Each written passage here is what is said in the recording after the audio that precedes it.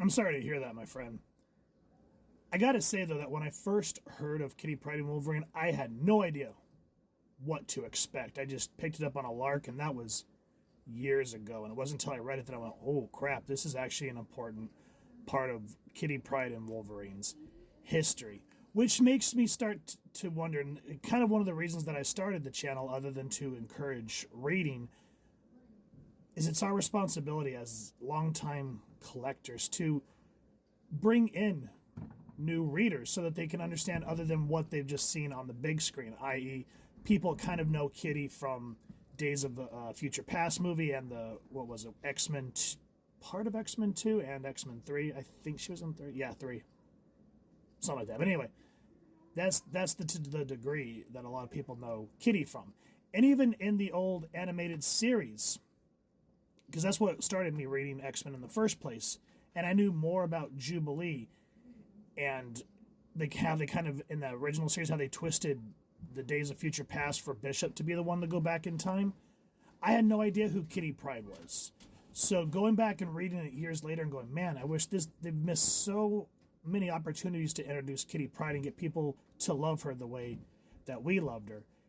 And again, if you think about it, when you talk to people that are just kind of getting into it or just kind of casual X-Men fans, they can talk about the Dark Phoenix saga because it's been done in so many different medias. The only one, in my personal opinion, that got it right was, of course, the animated series, but both times on film has been an absolute bust. And then again, at the tail end of the Dark Phoenix saga, Kitty was introduced. Again, just all these times that a character that we love has just sort of been set to the wayside. And she has become a very important, integral part of the X-Men. But because of the films adapting this several times, people know Jean Grey and the Dark Phoenix saga, but they don't know really a whole lot about Kitty or Colossus because he's just sort of gleamed over in all, on-screen media. But because of that, no one's going to ever really understand how Alpha Flight, the New Mutants, or X-Men battled Loki alongside Thor in the Asgardian Wars, which kind of stuck the New Mutants in Asgard. And talking of the New Mutants, not many people know who the New Mutants are because of, again, just not really a whole lot of, what's the word I'm looking for? Visual introductions. I mean, we had the New Mutants movie, so people kind of know who Ileana Rasputin is now, and Danny Moonstar and Rain Sinclair, but not to the degree that we know. I mean, they're not going to know who Doug Ramsey is. They're not going to know a whole lot about Sam Gerthy, or the fact that Danny became a Valkyrie during this story arc. And when the New Mutants returned to New York, when they met Cable, they didn't know that Danny wanted to stay behind, or the fact that this is sort of where poor Shen started becoming like they made her this big, robust lady, and she becomes a crime lord when they all return. Was it? Yeah, I think she returned back to regular time. It was somewhere along that time period, but I may be getting my mythos mixed up. But again, just going back to that, this has never been adapted on TV or film, so no one's going to ever know about the Asgardian Wars or the God Loves, Man Kills, because again, has not really been adapted. A lot of new viewers are going to know about Operation Zero Tolerance and a little bit about Onslaught because they've, from what I understand, have teased it in X-Men 97. I haven't watched it yet, but think of it this way. Because they did Fatal Attractions there towards the end of the first season, spoiler alerts if you haven't watched it, but now a lot of people are running out and want to get Wolverine 25, or not Wolverine 25, X-Men 25 and Wolverine 75 and all those parts of that series.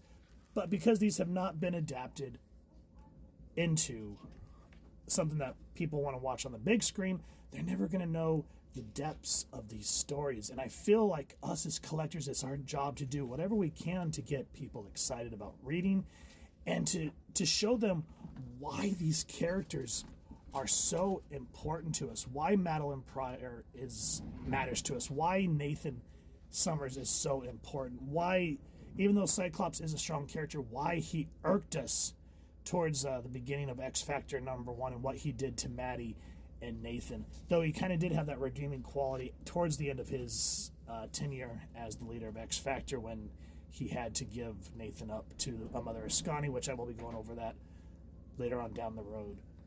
But until movie theaters and TV writers can get a hold of these and adapt them correctly, I feel like us as comic book fans, it's our job to introduce these to the new generations of readers so that they can see why these characters have such rich histories and all these stories that they're missing because they just want to watch them on TV or in the movie theater.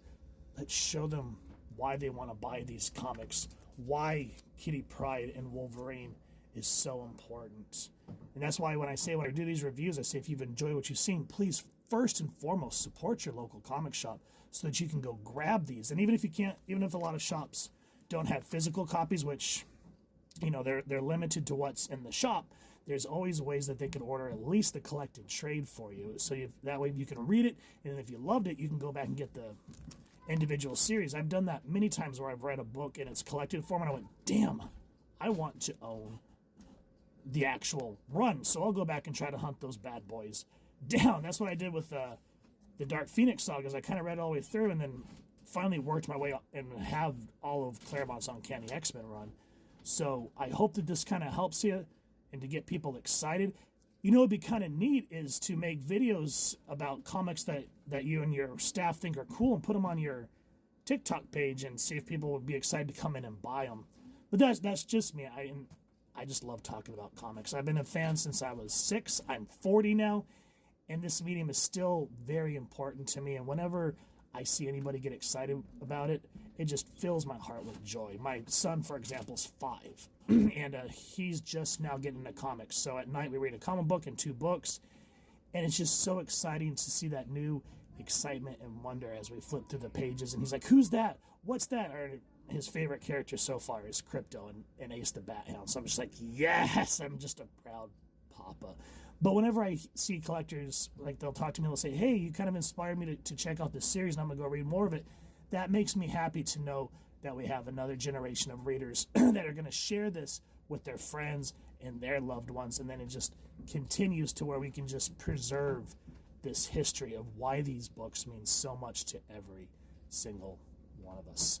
Thank you for the comment. It inspired me to make this video and just talk about how we as collectors are responsible for getting others excited just like we are.